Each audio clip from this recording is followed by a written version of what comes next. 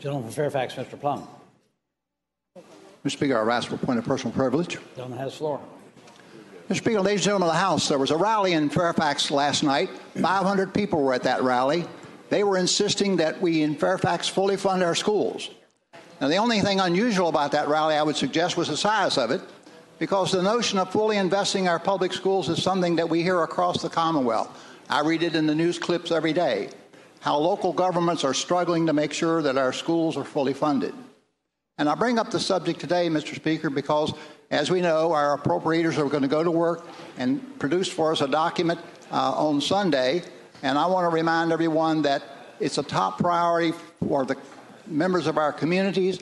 It's a top priority for the governor as he reflected in the budget that he submitted, but also to remind us that what's happened in the last decade in Virginia, we're past time in reversing.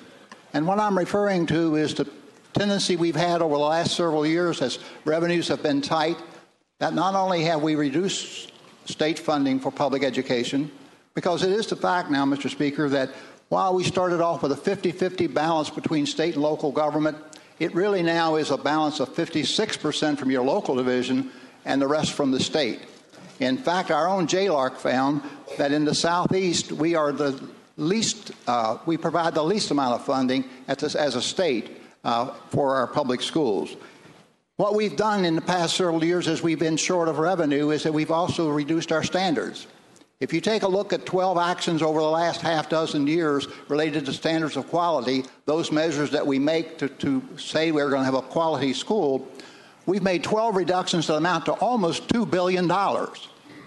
That's why it is then that when your local school divisions are having trouble balancing their budgets, they're having trouble balancing their budgets because, one, the revenue's tight at the local level, but two, the money coming from the state is not as bountiful as it might have been.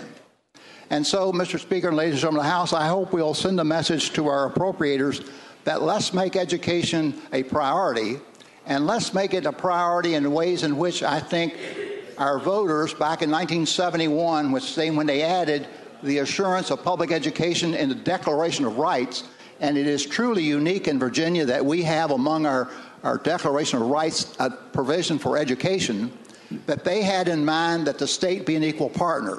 So my plea is that we take the steps forward necessary to get Virginia back in the game, get us equally providing with our localities our public education. If we want a new economy, we want to be successful and so on, investing in kids is the way to go. So I hope that'll be happening on Sunday, Mr. Speaker. Thank you very much.